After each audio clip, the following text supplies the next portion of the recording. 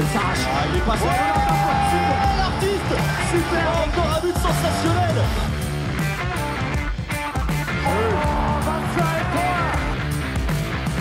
That's a brilliant bit of follow-up play by Mahe. Oh my goodness me, what a shot. Sagosen setter det hen! Han setter den! Vi i semifinale igjen! The weather's heating up, so I think that means that we're finally getting to the business end of the handball season. And today, the conclusion of the Women's European League, which we'll briefly talk about. And of course, we're heading into the second leg of the men's quarterfinals in the Champions League.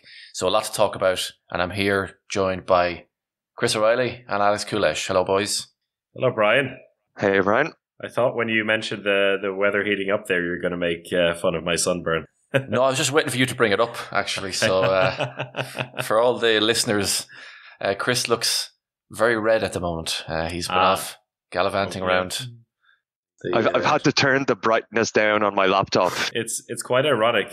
You know, I was in Copenhagen last weekend where Alex actually, we have to mention, Alex made his debut in European Gaelic football. I got burned playing in that in 17 degrees weather. Then spent a couple of days in Malaga in the mid-20s, not a sniff, nothing. Spent a few days in Vienna in Hungary, 29 degrees, nothing. And then this afternoon playing beach handball in 17 degrees again, this time in Gothenburg, burnt again. It's a dangerous temperature. It gets you way too comfortable. I think it's the sweat of actually playing sport. Like, you can put on as much sunscreen as you like, but it just disappears. Yeah. Anyway, it's all worth it for sporting endeavors. Right. So speaking about heat, did you boys enjoy the first legs of the quarterfinals, or which was your favourite encounter? Well, when it comes to heat, I mean, Brian, you and I were in Vesprem in the not hottest just in terms of atmosphere, but quite literally the hottest arena I've ever been in. It was nuts. I was sweating through everything. So we found out after the game, and I didn't realise that. I just thought it was so hot because it was a hot day and the arena was packed. I've never seen so many people in the Vesprem arena. I mean, maybe it must be the 7th or 8th time I've been there now, but I've never seen so many people standing up in random parts around the back on the second level of the arena. So I think they really maybe went above and beyond in terms of capacity for the match. But we found out afterwards that the AC wasn't even turned on, or it was broken or something. So they really tried to give the Scandinavians something they're not used to. Because we're talking to Yaya Omar after the game, and he was saying, "Look, it's perfect for me. This is the way I grew up playing handball." So. And he had a great game. Obviously worked. But that was one thing that was obvious through all the games, actually, the packed arenas and the atmosphere at each game, which I loved. I think the PSG Kiel game was, again, on fire as well, including plenty of flares to smoke things up. We had, Flensburg. Actually, Flensburg were the drunkest crowd of the four, I think, because, there was an extra level of rowdiness to that Flensburg crowd against Barcelona. And then Montpellier, that's always a fun one. They have the bands going, but it just felt like a real occasion. I think these quarterfinal games are really something special. And I won't bring it up again, but I'd love to see more of them, maybe in a 3 or 5 game series, but we'll leave that discussion for another time. So maybe back to that Vesprem game. And I think that was probably the most surprising result. Basically, let's go through the results, shall we? For those who haven't seen or can't remember when they've started listening to this podcast, it was PSG Kiel was 30-30. That's all square. Flensburg Barca 29-33. So Barca with a 4-goal lead. Montpellier Kielce 28-31. Kielce with a 3-goal lead, and then Vesprem beat Aalborg 36-29. So what happened in the game? So why was it Aalborg not showing up, or was it just Vestrem really dominating? To be honest, I'm quite surprised myself, because going into the game and talking to people in and around the fans and in and around the arena and people in the club, they weren't really expecting a whole lot, and they were kind of thinking that Aalborg were somewhat favourites going into the game, and that Veszprem kind of usually struggle against such Scandinavian teams often, or Scandinavian style of teams, and they themselves weren't put too much pressure on themselves. And I was kind of really impressed with how they've seemed to come together over the whole season. As you tweeted out, Alex, how this Veszprem team, our team, seemed to rise up to the big games. For me, just the backcourt that Veszprem have, I think it's a very difficult puzzle to solve, I think, for a defense. You have someone like Rasmus Lauge, I think he's really coming into his old stride again, and he was super pumped up for the game. He was really excellent in attack and defense, and getting the crowd pumped up as well. So he's hyper motivated again to do something big. And then you have him coming off, and then you have Nenadic coming in. I mean, it's just a completely different puzzle to solve. And I don't know how anyone ever solves that puzzle, but that's a nightmare from just that one position. And then, as you said, Yaya Omar had a great game. He just is looking incredible. And then Kenta Mahe as well in the backcourt too. So it's a really, really tricky backcourt to deal with. And as we said in the talk with Yaya, that it's quite big personalities. You wouldn't naturally exactly put them together, but I think Momir Ilic has done a really, really good job this season. I think in comparison to other Veszprem coaches in the past, I think I don't say that the past Veszprem players weren't respecting their coaches, but I think they really, really respect Ilic. And you can see that just when you're backstage as well, how they respond to him. He's almost like a father figure for a lot of them. And he's most importantly like a father figure for Nenadic. I think him being obviously the two Serbians and Ilic being a Veszprem legend, I think he does actually listen to him. I think the problem with Nenadic in the past, he kind of does his own thing a lot of the time, but I think Ilic will really sort him out if he does something wrong. I do have to mention that Nenadic moment in the part of the match I did watch where it was incredible. Veszprem were on an amazing run. Nenadic broke through, scored an unbelievable goal. I think put Veszprem up 3 at the time. It was they finally made the breakaway, and he celebrated like crazy in the 6 meter line, like in front of the goalkeeper, celebrating like crazy, while Aalborg just sprinted up the other side and scored a goal exactly in his position. As he kind of realized after celebrating that, oh fuck, I've messed up, and tried to make it back, but he only got to about the halfway line by the time Aalborg scored, and Ilic was just like, fucking get back!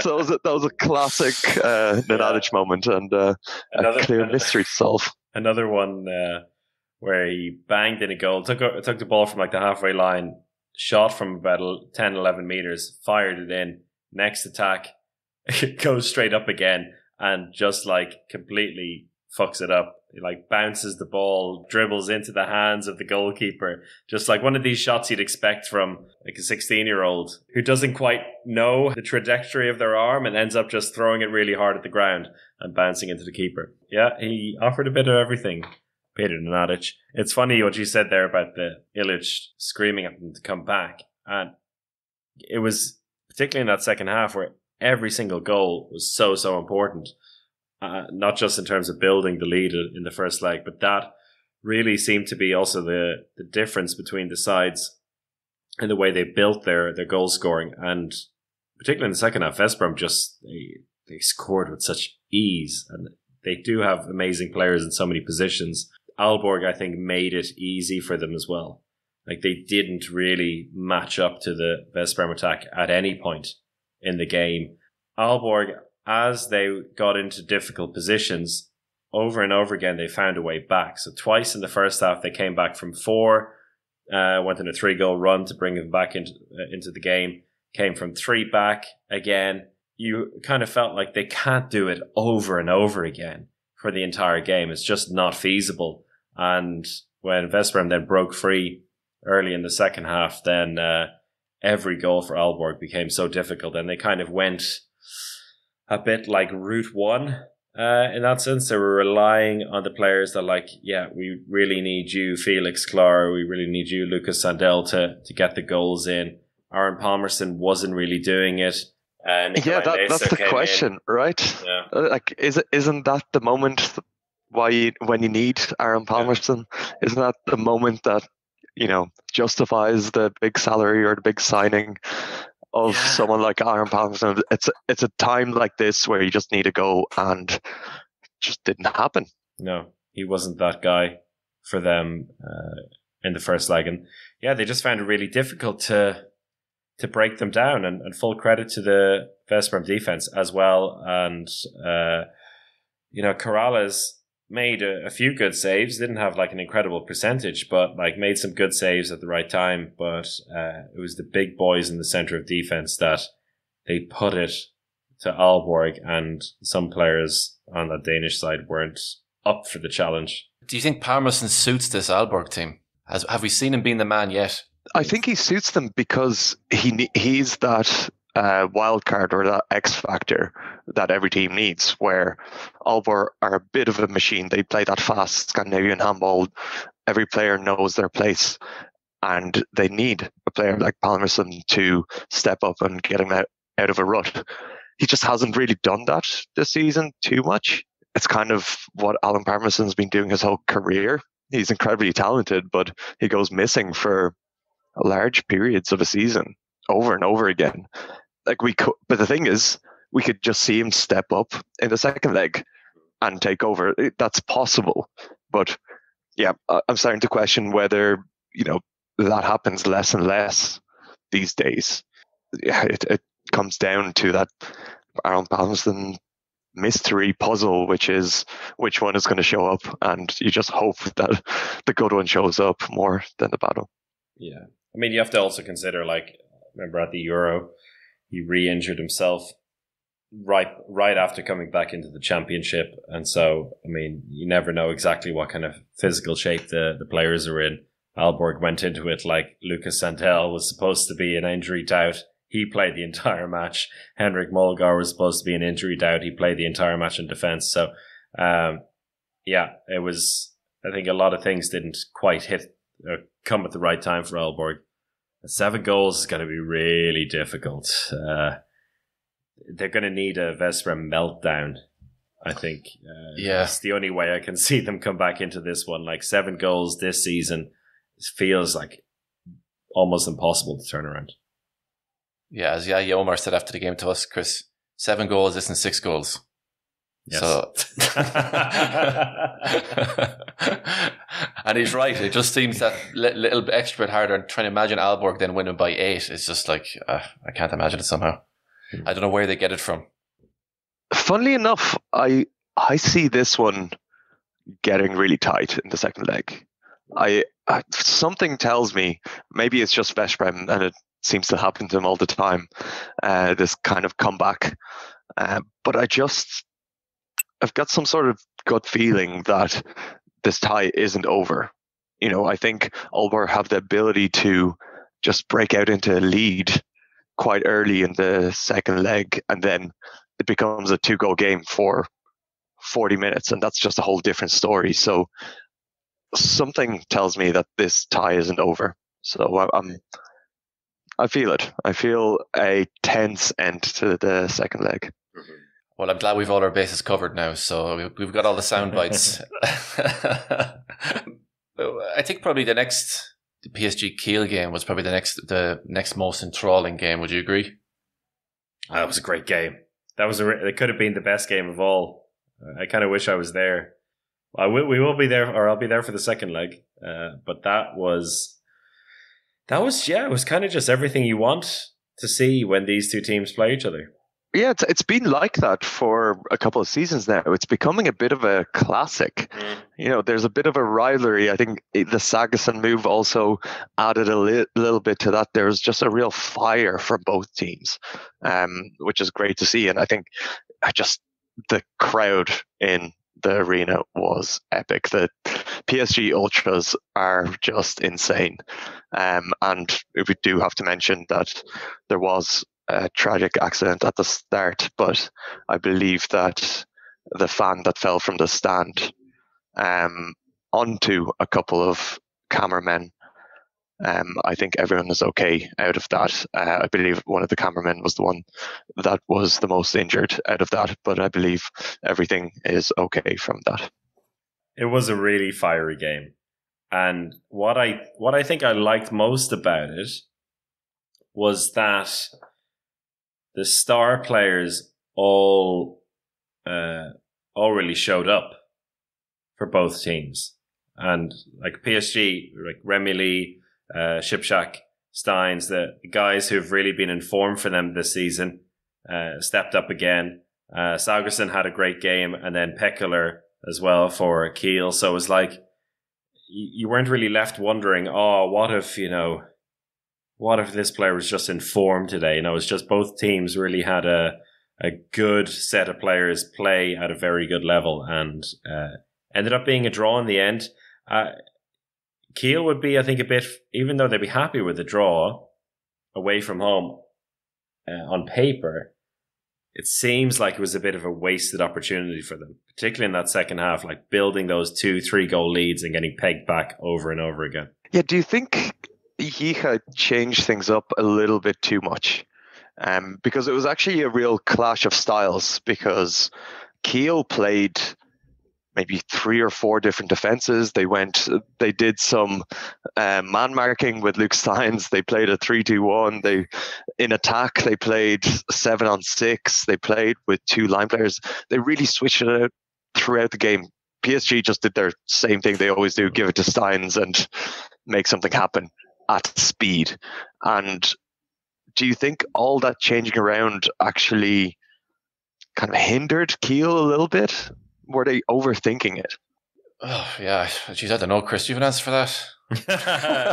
No, I mean, I think it's difficult to be too judgmental in that sense if you're looking at it from a 120-minute game rather than a 60-minute game.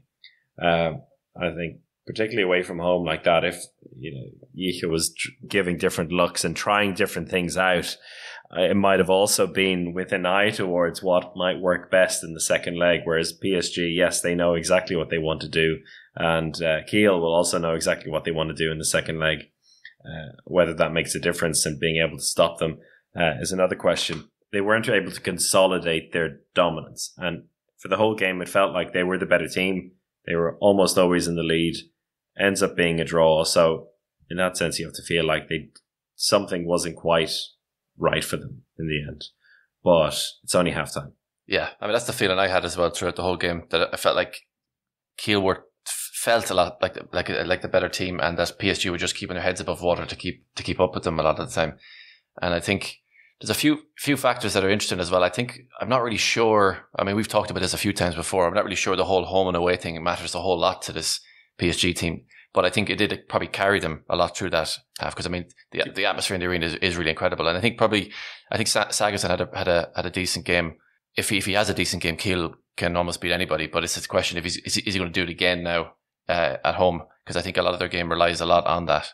That's a question I have. Do you think having home advantage in the second leg is important here? I feel like for Kiel in particular, Kiel are one of the few teams that really would prefer to play the second leg at home. I think it does matter, but we've seen with PSG their performances are a bit wild anyway. As you said, Brian, it doesn't matter for PSG, but Kiel are generally stronger at home. They're going to have their Bundesliga games, and the advantage of staying within Germany and being a bit closer to home is probably going to be big for them. A separate point here about Saugerson, just following up on what you said, Brian. I fully believe that Saugerson is going to have another fantastic game, and that is on the back of the German Cup final, which we didn't get a chance to talk about before. But Saugerson had one of the best performances in a final situation that I've seen him have. He dominated the semi-final and the final, 8 goals in each. 5 assists in both games. He really, it felt like they found a way to unlock him. It kind of carried over to this leg, but I think he has an extra gear, which being at home might help there. So I think for Saugerson, if being at home for him helps, then Kiel are going to be really happy about that and probably favourites in this tie. The other two games have both seen the away side take a fairly decent first leg lead back with them home. Barca 4 goals against Flensburg and Kielce 3 goals against Montpellier. Which of these two games do you see there being some kind of chance for the away side, either Montpellier or Flensburg, to find a way back into it? Oh God, I don't think I do at all. Do you, Alex? I hope you do. I don't know. I think the only thing that I can think of is Gottfriedson he was completely shut down in that game against Barcelona. Actually, very similar to what we talked about in Kiel, that Barcelona also switched up their defence, especially. They went with a 3-2-1, a 5-1, a 6-0 throughout the game, and that really flustered Gottfriedson. And especially what they did really well was that second wave fast break that Gottfriedson kind of feeds on, the latter stages of that fast break where he just finds a space and opens up the game. They sent that 3-2-1 defense on him in those transition points, and that really completely marginalized them. He only had 3 shots in the whole game, scored 2 goals, so they really shut him down. If Flensburg can figure out a way of unlocking him, maybe that can change the game a little bit. So that's the wild card that could bring Flensburg back into it. But Barcelona looked very impressive. Can they rely on Yusuf Benali scoring 8 goals from 8 shots again as their only line player? That's also a question. You know, they are missing Fabregas, who is their best defender, well, arguably their best defender, with Petrus and a really core part of the attack. So there's a couple of question marks in that game compared to the Kielce Montpellier game. I can't find too many more question marks there. Yeah, with the Montpellier, I mean, also what really stood out to me about that one on the stats side of things was the goalkeeper battle. And Morin Shego had a really good game, particularly in the first half for Montpellier. Ended up with 14 saves. And the Kielce goalkeepers combined just 10. Yet it was still I wouldn't say a comfortable victory. It was a victory for Kielce in the end. And to be fair, they were pushed. Like, there was a couple of times where it looked like Montpellier would come back within 1 or 2 towards the end. And Kielce just had maybe one or 2 fortunate bounces and ended up with a 3-goal victory. You have to. The history is kind of screaming out to me here when it comes to Montpellier and Kielce. When it comes to French teams and Kielce, because French teams are like, well, it's not PSG, have kind of been their kryptonite over the last couple of years. And last season, Nantes managed an away victory against Kielce, am I not mistaken? For the playoff round last season. First leg, Kielce won in France by a single goal. Second leg, lost by 3 against Nantes at home. Back in, was it 2017? There they lost both legs at home and away against Montpellier. So they're not completely home and dry, I think. This Kielce team are probably the favourites at the moment on form to win the whole thing. But they still have to get there. I think a big part in that 21 turnover by Nantes is that there was no fans in the arenas, or limited fans, I believe, in Poland. No fans in Nantes. I think Kielce have been an absolutely unstoppable force at home in the Champions League this season, and I don't see that changing. They're really, really impressive when they have the full arena behind them. And they still look good, Kielce. So I think Montpellier really stepped up their level, and it felt like there was something in it for Montpellier, and they really had to win that game to stand a chance of anything in this tie. And it felt like they had it in them. Diego Simeone had a really impressive game. It really felt like he wanted it. But in the end, it was Kielce just scoring. Alex Dushabayev popping up at the right times after his kind of bit of a rest period. I think he's going to be fit. So I'm really impressed by Kielce. I think they have one leg in that Final Four.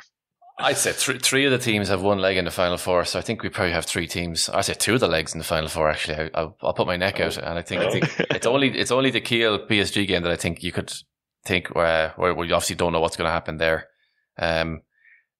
If you could pick your four teams from your heart, not your head, who would you pick at the Final Fours? Who would you like to see?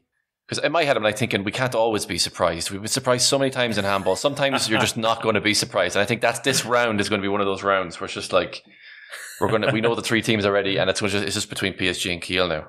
Well, I think I said it to you after the first leg in Veszprem on Thursday. The prospect of Barca, Kielce, Veszprem, and either Kiel or PSG is really nice, and it goes back to like the Christmas in Cologne Final Four, where we had the four top teams, basically because they were the top four teams from the group phase. But it was really entertaining in a very different way because there was no real outsider in this one. It was all like PSG were the outsider in that one, which says a lot, right? And I think in that case, at the moment, PSG also would be the outsider in this one. So if looking at it from that sense, like let's get the most chock-a-block, quality-laden quartet of teams, Kiel, Barca, Kielce. Would you agree with that, Alex? So you're saying Kiel. I want PSG. I really like PSG this season. They just have something about them. They've figured it out. I just love watching Luke Stein, so I'd like to see PSG in that Final Four. But I agree with your point. Get the big boys all together, let them fight it out. So I think Aalborg, maybe they'll come back next year stronger. I think Veszprem, it'd just be really nice to see them going into this Final Four in a season where they had no expectations. Maybe that will carry through.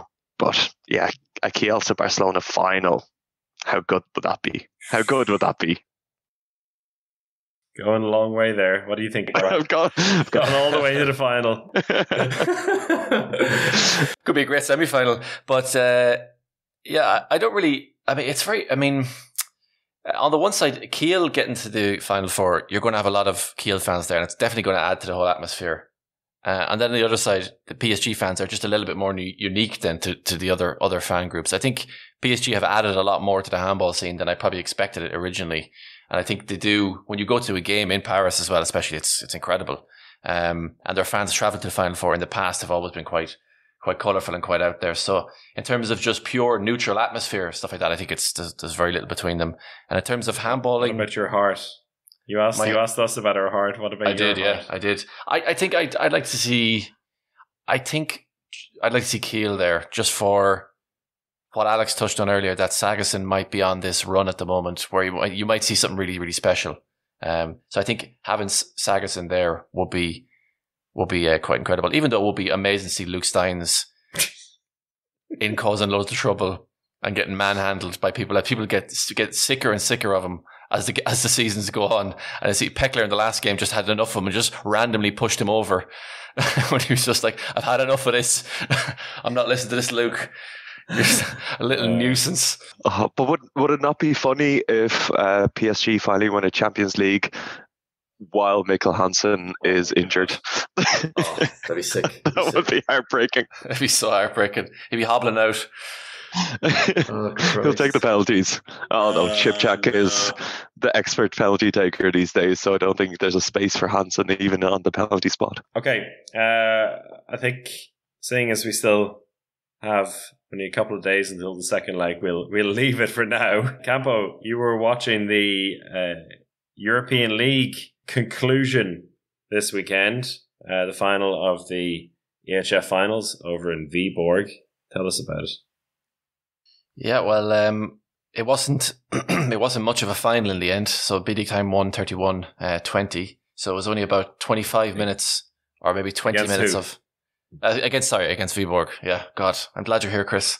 And it was maybe about 10 minutes of a real match, and then Bietigheim just completely took over. And it's an old cliche of seemingly they wanted it more, but it really did look like that. I mean, I think Zena Smits, had one of the best games that I think I've ever seen her play. At the beginning, I was thinking she was being a bit overzealous, and she was kind of running all over the court, especially in defense. She got caught out once and left a massive gap in defense, and I thought she could be a bit of a liability today. But then she just got her timing completely right and was absolutely nailing some of the Viborg players. And it was just that they just looked much bigger and much better. And it really wasn't a competition in the end, which was a disappointment after 3 other really good games at the EHF finals. But they were just completely superior, and there wasn't much of a game in the end. What else can you say about surprising, it? huh? A bit, yeah. I think it was a bit surprising because the other games were so close. But you'd rarely see a team in terms of being fired up so outmatching the other team, and it was coming off the screen at you when you were watching it, and it was a perfect season for Bietigheim as well. That was their 50th win this season, and their first ever European trophy. So quite exciting times for them as a club. They won the German league, right? So they're going to be in the Champions League next season. And their coach, Markus Gaugisch, has just taken over the Germany national team job. So what a few months for him. Yeah, nice bit of continuation there, hopefully. Yeah. And who decided to have the final in Viborg? I raised this because I don't know if you know this, but Viborg is the butt of a lot of jokes here in Denmark. It's pretty much seen as the worst town in Denmark, and there's actually a drinking game or a dice game that you play while drinking, which we played last week. That we played last week called Snool, and out of that, if you lose a round, you have to go to Viborg, because that is the worst thing that could happen to you. And then if you lose a round again, you come back from Viborg and you have to buy a round of shots for the table because you've had such a great time in Viborg. So I'm glad Viborg is getting on the European handball map, at least in the final side. Yeah, because I mean, when you think about it on the men's side, they're going to Lisbon, and you're thinking that's an incredible place for a finals to take place. I would absolutely love to go there. And God bless the people who went to Viborg for the weekend just to cover that finals. But all right, okay. Yeah. Well, look, that's Viborg are 3-time Champions League winners. We have to start putting some respect on that name. No. Viborg, the handball team, are incredible. You know, they've had a long history. But I'm talking about the town here, not the handball club. Alex is just talking about the residents in the town, that's all. Just the people who live there and reside there, not the actual professional athletes. That's all we're talking about. I feel like I want to visit Viborg now. It's like they're so good at handball because they can't do anything in Viborg except just train all the time. So that's why they're so good. It makes a lot of sense to me. Congratulations, Bietigheim, anyway. So there you go. We'll bring that section to a close. Yeah, just before we wrap up then for today, it would be remiss of us not to mention that Bengt Johansson passed away last week. Bengt Johansson is undoubtedly one of the most successful coaches in history and revolutionized handball in its early modern times in the 90s and early 2000s. He was the coach of the Swedish national team that was fondly known as the Bengen Boys. I think that says a lot about his impact, that this generation-defining team was named after him. They won 4 EHF Euro titles, 2 World Championship titles, and 3 Olympic silvers in kind of the most heartbreaking aspect of all of this for the Swedish national team and that group of players, that they lost the final of the Olympics 3 times. But regardless, an amazing coach, and also it seemingly like just an amazing handball person as well. And I just want to mention a nice anecdote that former guest and friend of the podcast, Taip Ramadani, shared, who, as you all know, if you listen to the podcast we had with him, had some amazing stories about the Australian national team going to the Sydney 2000 games. And Bengt Johansson volunteered his time to help the Australian team leading into the 1999 World Championship and the Sydney Olympic Games while coaching the Swedish national team. Taip said, Bengt was a beautiful and generous man. He had been travelling to Australia often and would also arrange for us to train in Sweden. He once hosted us at his home for lunch and made sure we had everything we needed for the training camps. At the 1999 World Championship in Egypt, we were facing his Sweden team for the first time in an official competition. Before the match, he came to our hotel to warn us that the Swedish boys were especially motivated to thrash us because they'd been so jealous of the time he'd been spending in Australia. And they did just that. They absolutely smacked them and ended up winning the World Championship that time. Yeah, I think that's just a really nice story. There's been a lot of stuff shared about Bengt around the last week or so, but particularly in fitting with this podcast and the kind of community we have listening to it, I think that's a very fitting story to share. A sad story, but in the last week, it's very much been a celebration, I think, of his life. And on that, we'll wrap it up for today. Short and sweet one. Everyone enjoy the second leg of the quarterfinals, and we'll be back wrapping that up and looking forward to some of the other big titles on the line in the coming weeks as the season comes to an end. Goodbye.